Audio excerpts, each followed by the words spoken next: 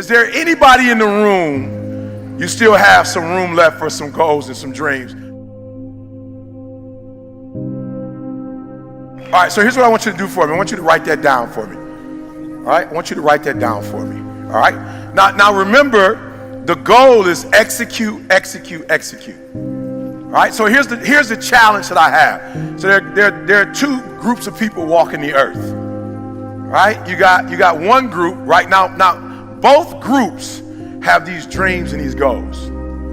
Both groups, from the time that they were young, saw things on television, read things in books. They physically saw people doing things. And it was like, yo, I want to do that. Like, I want that. I remember being a kid, and I used to watch the Brady Bunch. And I used to be like, yo, I want a family like that. I remember watching it. See, my mom had me. She got pregnant at 17 with me. I didn't really start talking to my biological father, like literally having a conversation with my biological father until I was 30. So as a child, because I didn't have that, traditional home, I remember looking at the Brady Bunch going, I remember, Leave It to Beaver. Leave It to Beaver. Like, I just was like, as the Cleavers, like, they just had it going on. What I'm saying? They never like really argued. What I'm saying? Like, they worked everything out. Everybody like had roles and response. It was just, they were great. Right? And so I remember growing up, like, yo, one day, like, this is my reality. But one day I'm gonna have a family just like Leave It to Beaver. Like, I remember saying it to myself. And I remember friends, like, they want to drive these kind of cars and live in these type of neighborhoods. I wasn't really thinking about that kind of stuff. I was just like, you know what? Like, one day I just want to have a happy family. Like, I want to come home and I want my kids to like run up to me, Dad. When they get older, I want them to be proud of me. Right? I just had these dreams. I'm gonna put my kids through college. They're not gonna have to pay for college. I'm gonna put them through college. Like, they're gonna go to, these big colleges and whatever. I had dreams.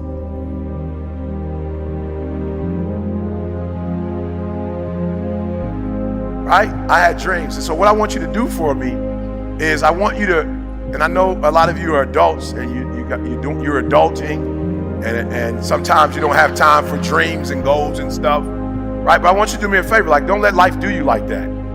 Like, don't let life put you in a circumstance or a situation where you stop dreaming. Like, don't let life put you in a situation where you are helping somebody else make their dreams become a reality that you forgot you have your own. Like, don't do that. Don't get so caught up giving some job 30, 40, 50, 60 hours of your day that you don't have any time left for yourself. And so what we're going to do right now, we're going to get back to the basics, right? We're going to get back to, and, I wake up every day and people say, yo, E, what's the thing? I know you say execution, but like, what's that thing? And it's like to be fruitful, to multiply, to have dominion. Like, no. When I wake up every day, like, I claim that the first commandment was I was commissioned to be fruitful, to multiply, and to have dominion. Like, that's what I was commissioned to do. Like, that's the command. And so I want you to write down those dreams and goals that you still have that you have not accomplished. I want you to write them down.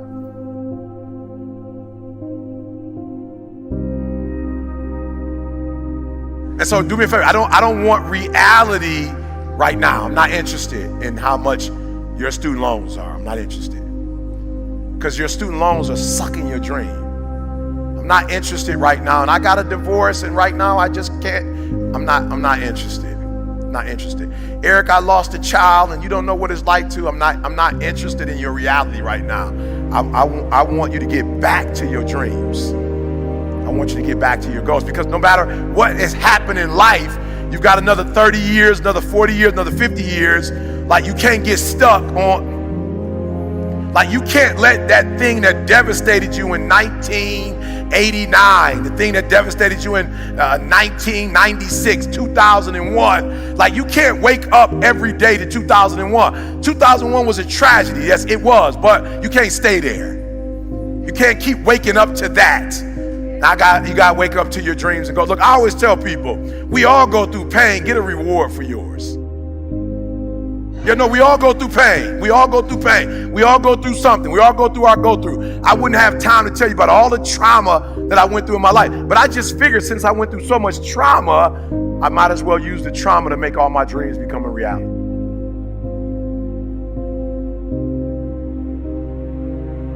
So you got my homie that called me the other day, like I'm like, this is blowing my mind. I'm like, God, I'm the #1 motivational speaker in the world. Like, I don't know why you calling me and you're not getting personal development from me. No, listen to what I just said. This is my best friend in the whole wide world. Listen to me, very close. Like, this is the dude I trust with my wife and my kid. Like, this is the person that my dreams, like, he helped me with my dream. I said, why are we on the phone talking about deficits right now? Why are you doing that? Do you know people who don't know me and I'm not their best friend in the whole wide world have gone through one of my programs and now they're killing the game, and you know me and you're not killing the game? So we're on the phone. I'm like, yo, God, do me a favor. Like, can we stop talking about your reality? I'm not interested. I'm like right now in marital bliss and you trying to bring me back to divorce. Like, you talking about your marriage and where it ain't. I don't want to talk about that right now. I'm in bliss. So don't bring me there. I'm a multimillionaire. You talking about you're not making enough money to take care of you. I don't want to talk about that talk. Can we talk about your dreams and goals and get to them? So we're having a conversation, right? And so I said, look, just stop, right? Just tell me, what are your dreams and goals? He's like, to be a multimillionaire, to do this with my wife, take care of my kid.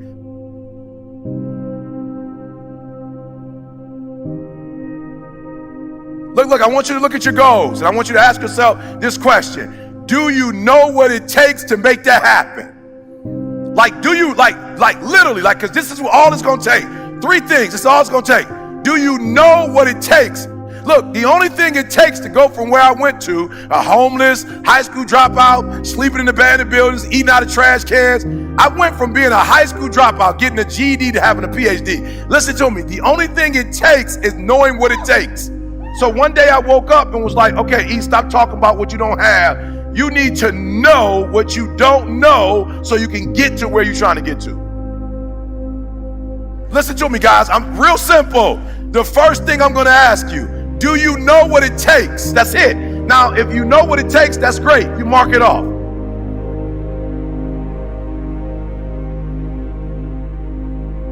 And I remember before being in that room with Warren Buffett, I never even thought about making that kind of money.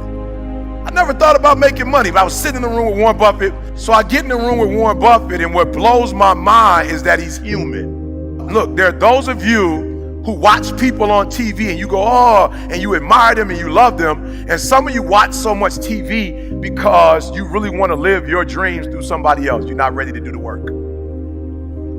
Real, so you watch it on TV so you can get inspired. And so Warren Buffett, everybody's sitting down, Warren Buffett walks in the room, and when Warren Buffett walks in the room, it blows my mind. I'm like, yo, this dude is human. Like, he didn't come in with an Italian suit on. He came in with like a normal, I'm like, that's a normal suit. You know what was so crazy? He could wear a Sears and Roebuck suit because he was already one of the richest men in the world. He didn't have to come in and impress nobody. He didn't have to come in and prove that he was rich, because we know he's rich. I'm like, what an amazing feeling. Like, you can be your authentic self. Like, Warren Buffett didn't have to come in, because some other guys came in and they had the suits that he didn't have on. And they had the $1 million watches that he didn't have on.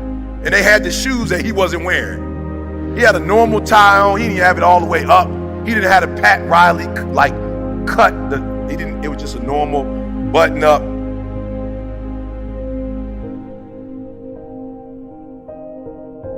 And he came in the room and he's not GQ. So he wasn't trying to act like he came in to give financial advice. And I sat there listening to this man talk, and I was like, whoa, my mom worked for Ford. She later got married. The person that became my father worked at GM. My whole life, I'd never heard that conversation before. I had only heard the working class language. It was a different language. And I walked out of that room and was like, yo, I know what it takes.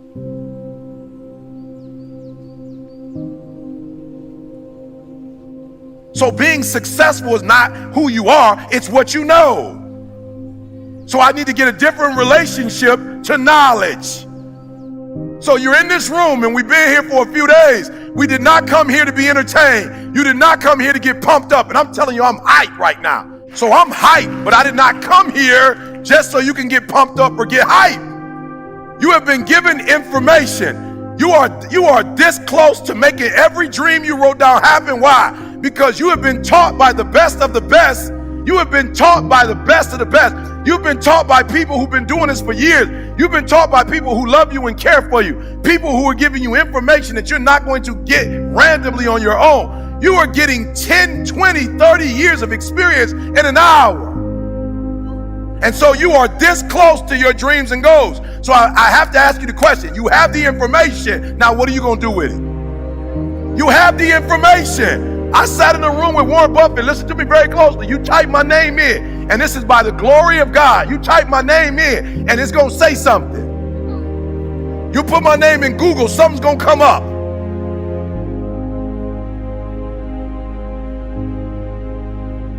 I come from working class parents, but when I left that room with Warren Buffett, I became a multimillionaire, and I never had to talk to Warren Buffett ever again. I didn't have to call Warren Buffett and ask him, now what did you say again? I took the information that I was given and I murdered it. What do you have today that you've never had before, and what are you going to do with it? You have enough information right now that if you never got any more information, you have enough to make everything you wrote down become right. Here's the challenge though. The challenge is not what you know. It is not what you've learned today. The challenge is what you knew before today. I'm gonna say it slower because it's the simplest thing I'm ever gonna say.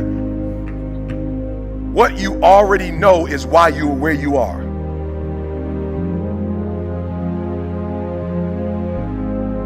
And if you're going to get to the next level, you're going to have to erase everything you knew about what you knew, what you thought you knew. I'm gonna say it again because I see some people like, whoa, Eric, I'm trying to catch that one. It is the stinking thinking that got you where you are right now. It is the limited beliefs that have you where you are right now. You have a limited belief. I remember that I thought I could never do this, but only for people who look like me.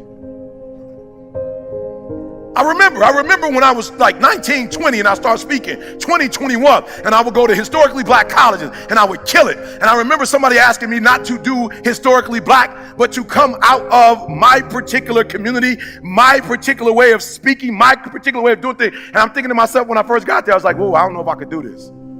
Like they don't come from where I come from. Like they don't talk like I talk. Like they don't have the experience that I had. I don't know if I have anything to say. And God said to me, you what?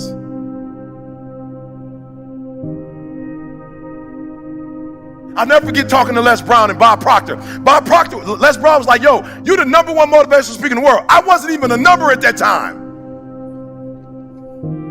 He said, you're the #1 motivational speaker in the world. And I remember, I'm not going to say it out loud, but I remember how the conversation started. I actually named somebody that I thought was #1. And he said, how dare you say their name out loud and say they're #1. You're the #1 motivational speaker in the world. And you better not ever say they're #1. You're #1. And I said, hold up, why? But I just started speaking. He says, no one on the planet is giving free information away like you giving free information away. Nobody in the planet loves people the way. There's no other motivational speaker going to prisons. There's no other motivational speaker talking to 12 kids in a detention center. There's no other motivational speaker going to schools and shaking kids' hands on their way to school and not getting paid a dime for it. Meeting them at 6:30 saying, good morning. He said, you are the #1 motivational speaker in the world because nobody cares about humans like you care. He said, you ain't even charging. Boy, you know how much money you should be charging? Bob Proctor said, how much you charge? I was like, about 5, 10 grand. He was like, what? Bob Proctor said, what? I was like, 5, 10 grand. It was right here in Phoenix when you spoke together. He said, don't you ever do that again. No less than 20,000. I went back and told my secretary, like, look, man, I talked to Bob Proctor. He said, no less than. I had to fire her from that position and give her another position because she couldn't say 20,000 when people called. I'm being real. She couldn't say it. When she said it, she didn't say it like she believed it. And so people would be like, nope, bring it all the way down. And then CJ was like, let me say it because I've been with him. I see him at the schools. I see him at the prisons. I see him at Michigan State doing a program for kids every week when they don't even want him doing it. Let me tell him, 20,000. And if you don't, CJ would say 20,000. If you call me tomorrow, it's going to be 25.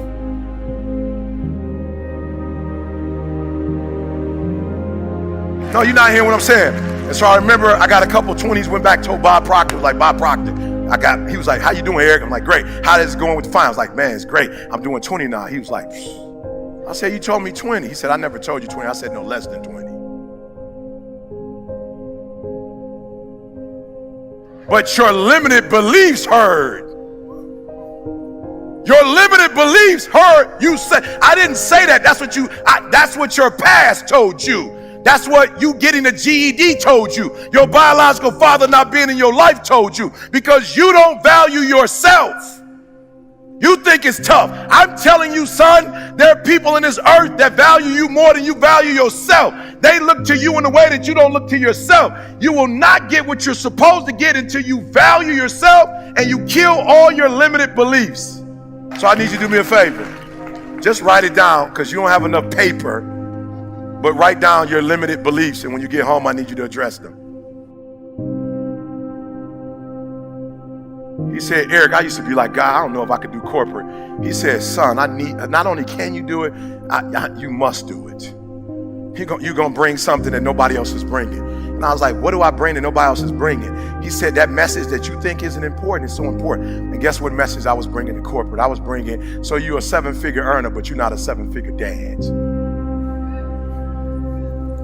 God was like, do you know how important this message is? Just because you're not talking money like they talking money, this has nothing to do with it. You just told my man that he need to be a 7-figure spouse. He's not a 7-figure spouse. He's one-dimensional. He knows how to make money, but the rest of his life sucks. Challenge him to get the triple-double life. Challenge them to get the trouble. Yes, you've invested in stocks and bonds, but you ain't invested into your wife. You've invested into the stock market, but not your kids. And your son is in a gang because the gangs is beating you. Oh, you're killing it at the company, but when you come home, you're not killing it with your child. That's why your daughter was somebody she shouldn't be with. That's why your daughter wants to commit suicide, because her daddy ain't giving her the attention that she needs. So do me a favor. I just want you to give your company this. Don't stop giving your company that attention. But I challenge you to give your wife the same energy that you give in your company.